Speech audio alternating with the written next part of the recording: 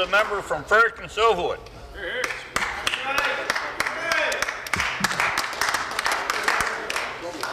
Thank you, Mr. Speaker. Well, it's always a pleasure to rise in this House, to be given the opportunity to speak. It's a rare privilege, and I'm very proud of my ability here to represent the people of Fredericton-Silverwood. That is, of course, my first duty in this House. But as I've said before, I feel very much that it's also my duty to represent another constituency, and that is our veterans and our military. So I'm in many ways happy that the opposition has chosen to raise this issue again and again for us, because it does give us the opportunity to talk about how much we do value our veterans. And if this becomes an opportunity for both sides of the House to talk about how much we support our veterans, it's time well spent. When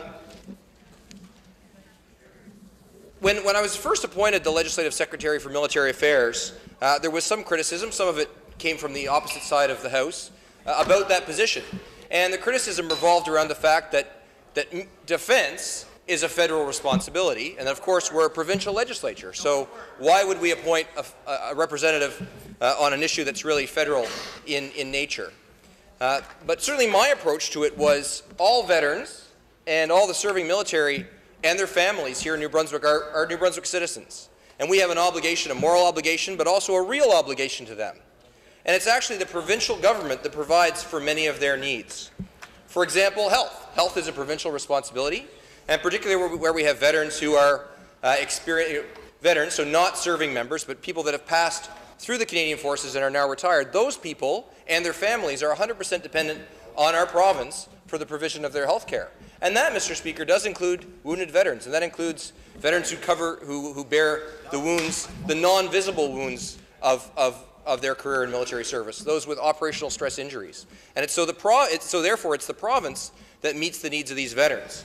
And there's a lot that we do, but certainly my mantra whenever it comes to veterans is there's never enough that we can do to support our veterans. And so certainly in the domain of health, we provide good health service, we provide frontline health care to all of our citizens, but there's always more that we can do.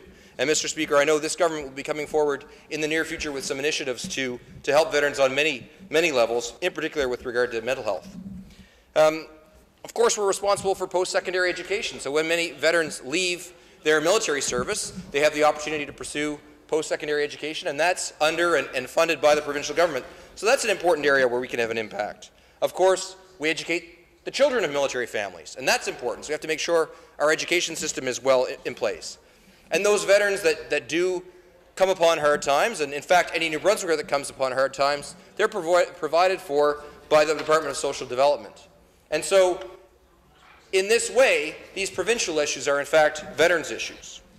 So it provides us lots of opportunity in this House to talk about veterans issues, and lots of opportunity to do good work that will benefit not just veterans, not just their families, but all the people of New Brunswick. But Mr. Speaker, every Thursday afternoon, unfortunately, the Legislature of New Brunswick gets turned into the King Street Debating Club, when the opposition brings forward these hollow, vacuous arguments, these hollow, vacuous resolutions that are outside of our jurisdiction. So as I just enumerated, there's any number of things that are our responsibility here in this legislature to deal with. Health care, education, post-secondary education, social development, all of which benefit veterans, all of which benefit their families, and yet the opposition offers up nothing to do with those topics, nothing of substance, and they decide that they want to go forward and talk about something that is completely out of our jurisdiction. Well, I am glad that they do it, because it gives me the opportunity to talk about veterans issues, and frankly, there's nothing I'd rather talk about. But I don't understand why they're taking their valuable time. They have 1 of 4 days a week to spend on substantive issues, and yet they offer up these hollow, vacuous resolutions that, even if passed, will help no one, not one single veteran, Mr. Speaker. So since it's the debating club, it's time to take them back to school. And Mr. Speaker, I've had the privilege of being given their report card. And I'll tell you, I always like to start with the good stuff. So with politics, they get an A+. On this issue, they get an A+. It's crystal clear to me what they want to do here. They are devoid of strategy, and so what they're trying to do is they're trying to tar us with what they believe is a bad Harper brush. They want to link us to the federal government, and then they will trot out their savior, Justin Trudeau, to provide the answer to all the ills. They know that they can't win on provincial policy. They can't even win on their provincial leader, and so they have to throw us in with the federal government. They have to obfuscate the whole question, and they're going to trot out Justin Trudeau in the election. Well, I look forward to it. That will be as vacuous as this resolution, I can assure you. Now that we talk about supporting our veterans, let's talk about geography. Unfortunately, in this subject, an F-. The opposition fails to recognize, well, they do recognize it, but they fail to be honest about the fact that this is a federal matter. The matter they're dealing with is 100% federal. It is not a provincial matter. So why are we taking this legislature's time to debate it? And in fact, it is worth pointing out that it was a Liberal government, if we're talking about federal matters, it was a Liberal government that brought the Canadian forces into Afghanistan. That was a decision taken under the Liberal government. And as well, it was a Liberal government that chose to adopt the Veterans Charter. So when they talk about issues, the Liberal Party needs to look in the mirror. What about math? Well, Mr. Speaker, I'm afraid in math, again, another F-. The reality of this situation is that the federal government increased the numbers and increased the support to veterans in this province. Yes, they've done other things around the country. That's for sure. But in the province of New Brunswick, for which we in this House are responsible, the Veterans Affairs Canada and National Defence have increased the numbers of support to personnel. In fact, they created here in the province of New Brunswick 2 new integrated personnel support centres, and they created 1 operational stress injury clinic. These are new additions on the veterans landscape, funded jointly through a number of federal agencies, but including Veterans Affairs Canada, that have added to the support network that are available to veterans in New Brunswick. Now, I appreciate the members opposite have a great deal of concern for veterans around Canada, as do I, and I share that with them. But my focus, our focus here in this legislature, is to focus on New Brunswick. And in New Brunswick, Veterans Affairs Canada and the federal government have increased their support to veterans. So math, F-. Economics. Let's talk a little bit about budgeting. Mr. Speaker, the members opposite, they have a finite amount of time. They have a finite amount of time in their day, but they introduced this hollow, vacuous resolution. Now, Mr. Speaker, I spent last night working on this resolution, trying to find a way to amend it so we could agree with it. But it is so rotten to the core that we could not do that. I would rather have spent that time down at the Legion sandbagging against the flood. That's a better use of your time. And, Mr. Speaker, I would encourage the members opposite to use their time in a similar way. Rather than constantly providing these resolutions that deal with a matter that is outside the jurisdiction of this legislature, they should focus on real things. Because what the people in this province care about is what you do, not what you say. They're going to judge you on your deeds, not on your words. So where is the substantive element to this? They could do thousands of things to support New Brunswickers on any of the domains that I've listed, and yet they haven't. In fact, the member opposite talked about nice things that we're doing. Fairly condescending, frankly. I think there's quite a substantial list, and I know that you know what the list is, and it's in HANSARD, and we can provide it to you today, and I may get into that. But I'll tell you, the member opposite had the opportunity to do any one of those nice things when he was a minister. When he was around the cabinet table, he could have suggested any one of those great things to do for veterans. He said they're things we should be doing anyway, but yet they didn't do them. That's the difference, Mr. Speaker. They didn't do them. We got them done. We identified them as things that should happen. We made them happen. We allocated resources. Small government resources, I might add. We leveraged partners. We leveraged alternate funding to make these things happen outside the realm of government. And we got it done. Mr. Speaker, we got it done.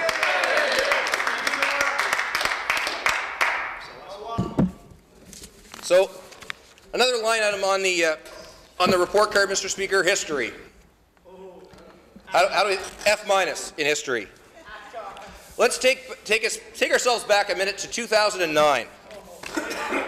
And I'd like to read an excerpt, Mr. Speaker, from the Civil Service Act of this province. Section 10(1) of the Civil Service Act. In this section, veteran means, subparagraph A, repealed.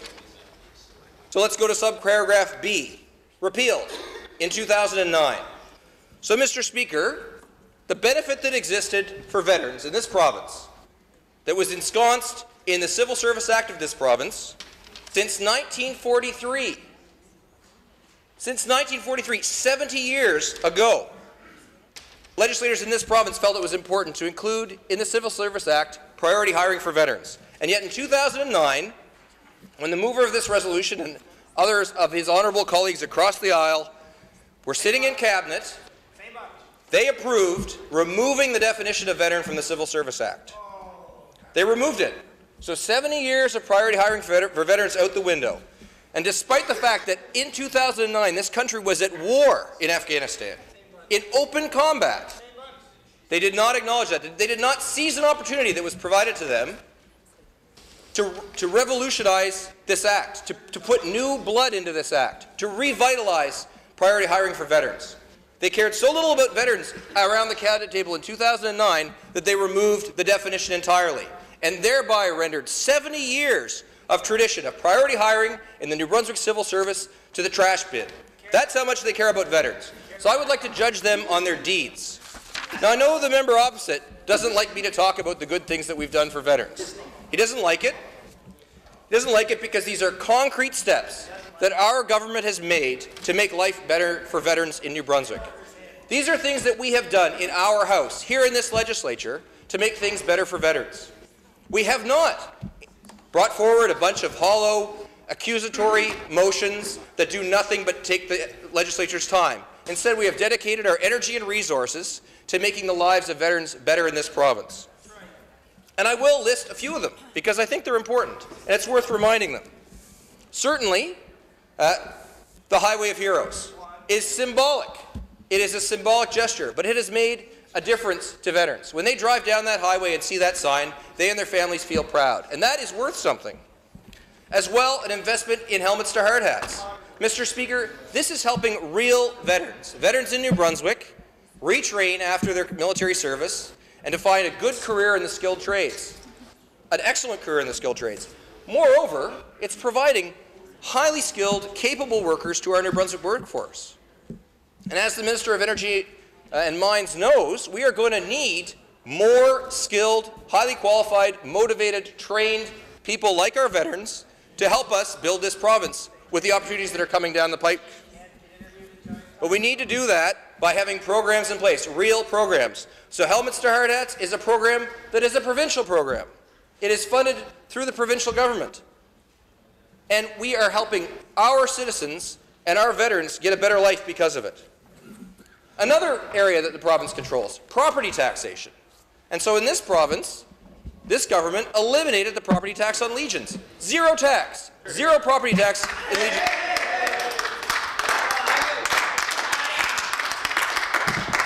And Mr. Speaker, that means that the Legions will stay alive. As we all know, the Legions are struggling in our communities.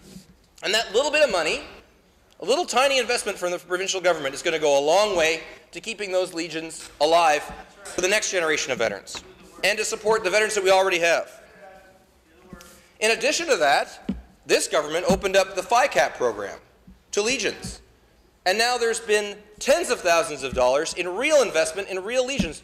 There's a roof on the Legion in Fredericton because of this program now. That's a program that was started under our government, and now there's a roof on the building because of it. That's a direct benefit to veterans.